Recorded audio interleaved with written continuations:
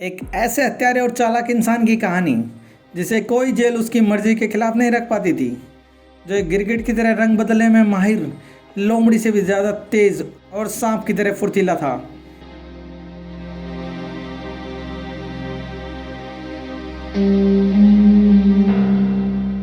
एक कहानी है चार्ल्स शोबराज की, जिसे बिकिनी किलर, द सरपेंट और द स्प्लिटिंग किलर के नाम से भी जाना जाता है, जिस पर 8 से भी ज़्यादा मुल्कों में केस दर्ज है।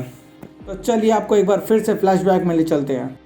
चार्ल्स शोबराज का जन्म 6 अप्रैल 1944 को वियतनाम में हुआ था।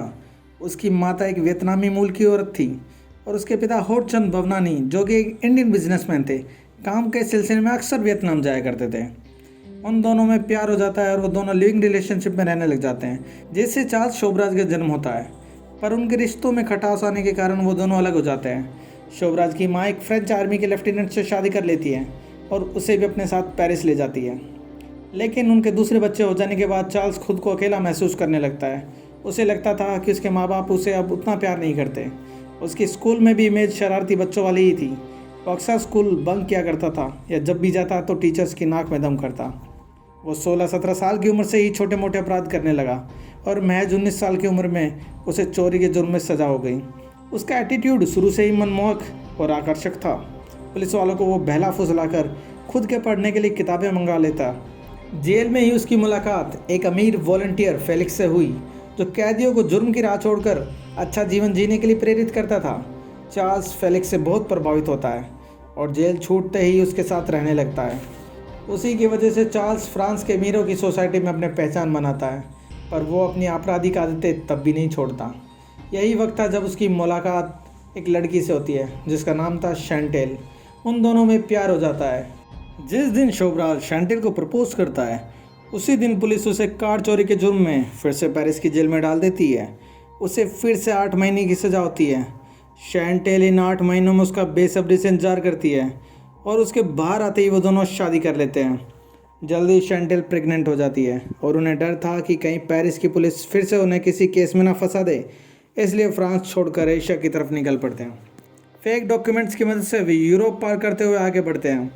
साथ ही वो दोनों दूसरे ट्रैवलर से दोस्ती कर उन्हें लूट कर कीमती सामान चुरा लेते थे। 1970 में वो दोनों भारत के मुंबई शहर में पहुंचते हैं, जहां शैंटेल एक लड़की को जन्म देती है। वो उस बच्चे के नाम उषा रखते हैं। 1970 का भारत महंगाई और स्टूडेंट आंदोलनों से जूझ रहा था। 1962 और 65 के युद्धों से इकनॉमी पर बुरा असर पड़ा था। वो दोनों यहीं सेटल हो जाते हैं, पर चार्ल्स शोबराज कुत्ते की दुम की तरह था, जो कभी सीधी नहीं हो सकती थी। वो फिर से अपराध की दुनिया का रास्ता पकड़ लेता है और कार चोरी स्मगलिंग में लग जाता है। उधर से कमाए पैसों को कुछ सही जगह लगाने के बजाय वो जुआ खेलने लग जाता है, इसलिए उसे अक्सर पैसों की ज़रूरत पड़ती ही रहती थी। 1971 में वो दिल्ली के एक 5 स्टार अशोक होटल में जाता है। इसी होटल के अंदर एक ज्वेलरी शॉप थी जो चार्ल्स के निशाने पर थी। वो उस दुकान के ठीक ऊपर वाले रूम में रह रही एक स्पेनिश औरत से बातें कर उसे यह यकीन दिला देता है कि वो एक होटल चेन्स का मालिक है और उसे अपने होटल में डांसर के लिए एक बेहतरीन कॉन्ट्रैक्ट भी ऑफर करता है, जिससे वो चार्ल्स के झांसे में आ जाती है और उसे अपने रूम की चाबी दे देती है। और जब रात को नाइट क्लब में परफॉर्म करने के लिए चली जाती है, तो चार्ल्स शोबराज ड्रिल से छेद करने की कोशिश करता है, पर ड्रिल टूट जाती है। पर चार्ल्स का हौसला नहीं। वो अगले दिन उस स्पेनिश लड़की मैंडेलिक को अपनी बातों में बहला फुसलाकर ज्वेलरी शॉप में फ़ोन कर कुछ ज्वेलरी खरीदने के बहाने असिस्टेंट को ज्वेलरी के साथ अपने रूम में बुलाता है। जब असिस्टेंट कमरे में ज्वेलरी लाता है तो उन दोनों को नशीला पदार्थ खिलाकर लूट लेता है। फिर वो ज्वेलर को बुलाता है और उसे भी बेहोश कर उसकी जेब से चाबी चुराकर दुकान से 15 लाख के हीरे जवाहरात लेकर फरार हो जाता है। शोबराज वहाँ से भागकर फ्रांस जाना चाहता था, पर एयरपोर्ट पर पुलिस के साथ उस ज्वेलर के असिस्टेंट को देखकर वो एयरपोर्ट से भाग निकलता है। लेकिन 2 हफ्ते बाद वो ताज होटल में पकड़ा जाता है। चार्ल्स तन मन और धन से ही परिपूर्ण नहीं था, वो किस्मत का भी धनी था। जेल में कुछ दिन बिताने के बाद ही उसे अपेंडिक्स की दिक्कत होती है और उसे 2 पुलिस वालों के साथ हाथ में हथकड़ियाँ डालकर हॉस्पिटल भेजा जाता है, पर वो उन दोनों को चूना लगाकर फिर से गायब हो जाता है। वो वहाँ से कैसे भागा आज भी एक मिस्ट्री है, पर वो वहाँ से ज़्यादा दूर भाग नहीं पाया और रेलवे स्टेशन पर ही उसे गिरफ्तार कर लिया गया।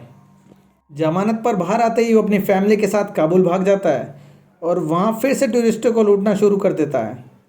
अफगानिस्तान पुलिस चार्ल्स को गिरफ्तार कर लेती है, पर लोमड़ी से भी ज़्यादा चालाक चार्ल्स फिर से बीमारी का बहाना बनाकर जेल से भाग जाता है।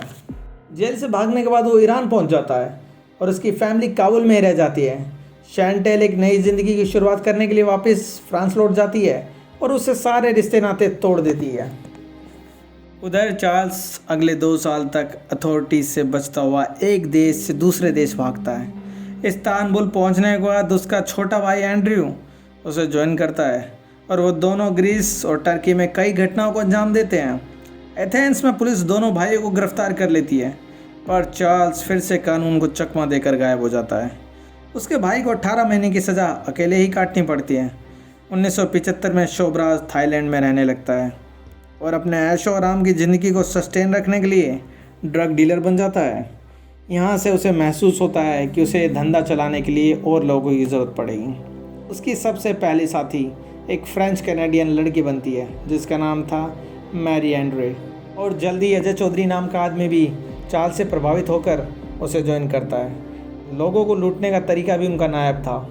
वो पहले किसी टूरिस्ट के लिए प्रॉब्लम खड़ी करते और फिर खुद ही उसकी मदद कर उसका विश्वास जीत लेते। जैसे वो कभी किसी यात्री का पासपोर्ट चुरा लेते और फिर उसे ढूंढने में मदद कर उसका पासपोर्ट वापस दिलवा देते। जैसे कभी किसी को कम मात्रा में जहरीला पदार्थ खिलाकर उसकी तबीयत खराब कर देते और फिर उसे दवाई देकर ठीक कर उसे इम्प्रेस कर देते। शोभराज और अजय ने पहला मर्डर टेरेसा नाम की एक अमेरिकन नागरिक का किया था। वो बैंकॉक में तिब्बतन बुद्धिज़्म के बारे में जानने आई थी।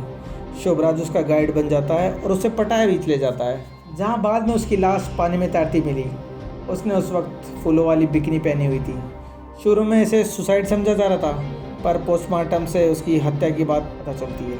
उसका अगला शिकार जेनी बोलीवर बनी। जब वो शोभराज से मिली तो उसने उसे अपने साथ रहने के लिए कन्विंस किया, पर उसने मना कर दिया। उसकी लाश कुछ दिनों बाद पूल से मिलती है। उसने भी उसी तरह की फूलों वाली बिकनी पहनी हुई थी। इनका अगला शिकार विटाली हाकिम नाम का एक ज्यूस लड़का था, जिसकी आधी जली लाश पटाया के एक रिजोर्ट के पास से मिलती है। उसी रिजोर्ट के पास चार्ल्स और उसके साथी रह रहे थे।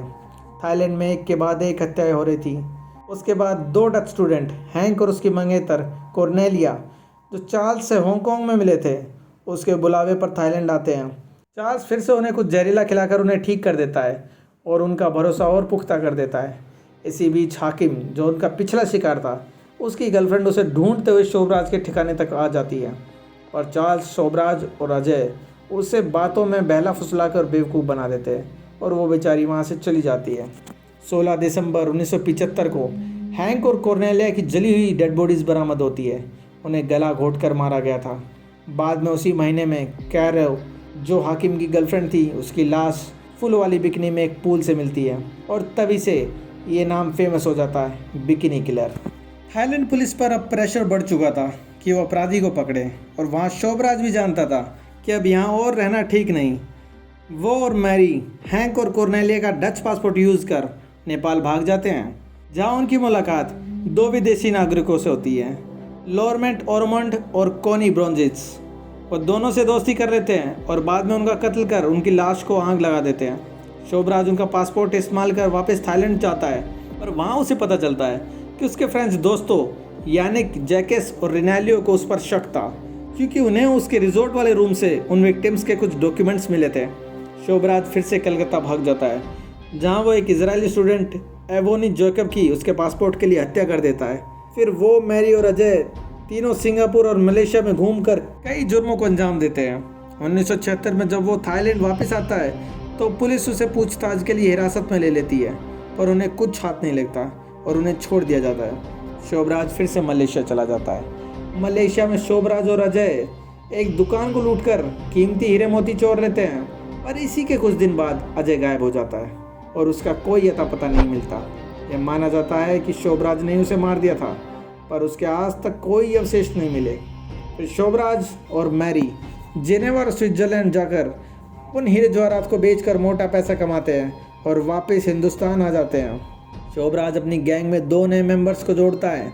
एक थी बारबरा स्मिथ और एक थी मैरी ईथर। शोभराज दिल्ली में फिर से एक French tourist gene look Solomon को नशीला पदार्थ खिलाता है, पर नशीला पदार्थ ज़्यादा मात्रा में होने के कारण जीन की मौत हो जाती है। जुलाई 1976 में बारबरा और मैरी दिल्ली आए फ्रेंच स्टूडेंट को अपने झांसे में फंसाकर उनकी गाइड बन जाती है। शोभराज यहाँ फिर से अपनी पुरानी ट्रिक आजमाता है और इन्हें पेट खराब करने वाली दवाई देता है। पर इस बार भगवान को कुछ और ही मंजूर था। इस बार वो दवाई पहले से जल्दी काम करना शुरू कर देती है, जिससे बाकी बच्चे सतर्क हो जाते हैं और पुलिस बुला लेते हैं। शोभराज मैरी, बारबरा और मैरी इथर को पुलिस गिरफ्तार कर लेती है और तिहाड़ जेल भेज देती है।